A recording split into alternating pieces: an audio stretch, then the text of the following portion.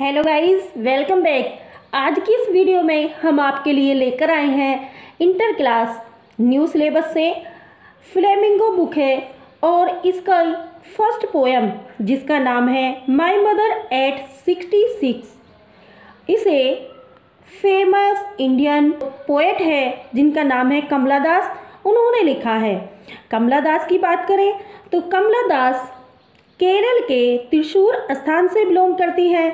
इनका जन्म 31 मार्च 1934 को हुआ था। एक महान कवित्री, शॉर्ट स्टोरी राइटर व नॉवलिस्ट हैं। उन्होंने ह्यूमन रिलेशनशिप, घरेलू तथा यौन उत्पीड़न पर 20 से ज़्यादा बुक्स लिखी हैं। फेमस पोएम एक परिचय और निमंत्रण है। 1985 में इन्हें साहित्य अकादमी और 1984 में अर्थात 1 ईयर बिफोर इन्हें नोबेल पुरस्कार भी प्राप्त हुआ है और इनकी मृत्यु 31 मई 2009 को हुई। सो स्टूडेंट्स, आज हम आपको स्टैंजा वाइज इस पोएम की हिंदी समरी की स्टडी कराएंगे।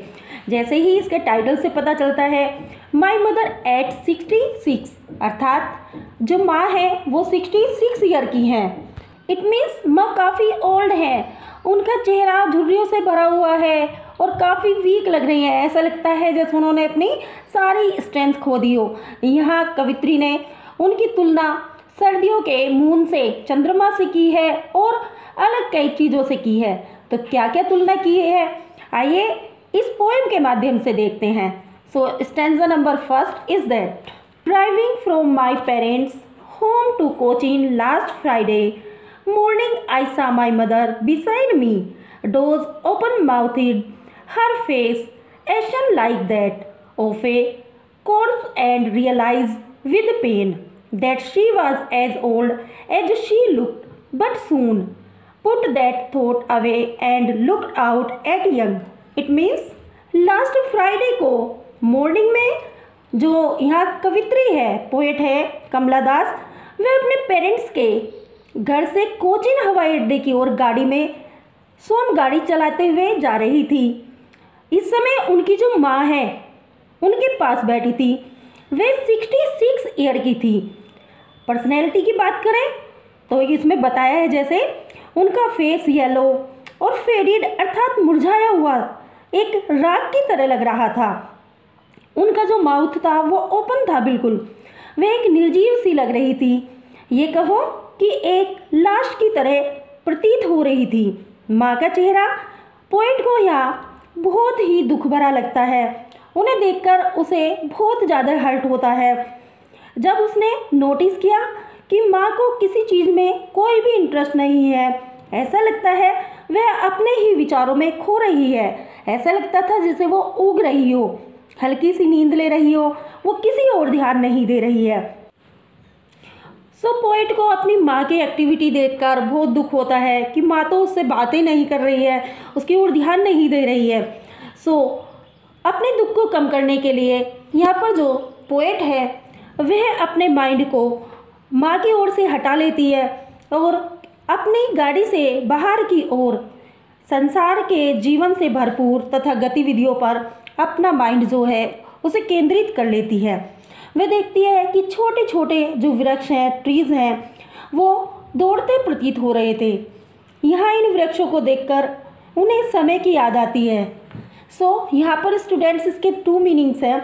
एक तो ये है कि जब चलते हैं तो देखा हो कि ट्री जो हैं ऐसा लगता है हमारी गाड़ी के पीछे दूसरी डायरेक्शन में चल रहे हैं, हमें छोड़कर वो हमसे पीछे की ओर जा रही हैं। दूसरा ये है कि उन्हें लगता है कि समय कितनी तेज़ी से गुजर जाता है। कुछ समय पहले उनकी अम्मा बहुत यंग थी और समय के साथ साथ जैसे वृक्ष गाड़ी को छोड़कर चले जाते हैं, उनकी जो माँ है अर्थात अम्मा है वो भी अपनी यंग एज को छोड़ चुकी है, बहुत बूढ़ी हो गई हैं। Next stanza is that trees sprinting the merry children spilling out of their homes but after the airport's security check standing a few yards away, I looked again at her, one pale as a late winter's moon, and felt that old familiar edge My childhood's fear, but all I said was, see you soon, Amma. All I did was smile and smile and smile. जब poet यह realise करती है कि जो trees हैं वो sprinting करते दिखाई देते हैं, आगे बाहर की दुनिया में देखती है तो उसे ऑन द वे घर के बाहर निकलते व खेलते बच्चे दिखाई देते हैं। इन सभी सुंदर दृश्यों को देखते हुए पोएट अपने पेरेंट्स के साथ हवाई अड्डे पर पहुंच जाती है। वह कोचीन हवाई अड्डे की ओर जा रही थी, जैसे बताया था। वहाँ उन सभी को एक सिक्योरिटी रूम होता है, उससे गुजरना पड़ता है। पोएट अपनी माँ से कुछ दूरी पर खड़ी होकर एक बार फिर अपनी माँ को नोटिस करती है। माँ का बहुत ओल्ड चेहरा देखकर उन्हें एक बार फिर से दुख हो जाता है। इस बार उन्हें अपनी माँ का चेहरा विंटर के मून की तरह दिखाई दे रहा था, जो अपनी पूरी चमक वो शक्ति सब खो चुका है। यहाँ विंटर मून की बात की है तो विंटर में जब बहुत ठंड होती है तो ऐसा लगता है या तो चंद्रमा दिखाई देता है तो बहुत ही डल सा, बहुत ही ऐसा दिखाई देता है कि उसमें जैसे चमक ना हो। इसी तरह उसे अपनी माँ जो है बिल्कुल विंटर मून की तरह मुरझाई सी और चमकहीन दिखाई देती है। यहाँ स्टूडेंट्स आपको बता दें, इस पोएम में सिंपली फिगर ऑफ स्पीच का यूज किया गया है। माँ की कंपेयर मून से की है। पोएट के मन में एक पुरानी सी फिर से पीड़ा उत्पन्न हो जाती है। उन्हें ऐसा लगता है जैसे बचपन के बहने उन्हें फिर से जकड़ लिया है, क्योंकि बचपन में जब उन्हें मम्मी से दूर किया जाता था तो वे बहुत दुख का अनुभव करती थी, तो उन्हें वही पुरानी यादें फिर याद आ जाती हैं। किंतु वे स्वयं पर कंट्रोल करती है।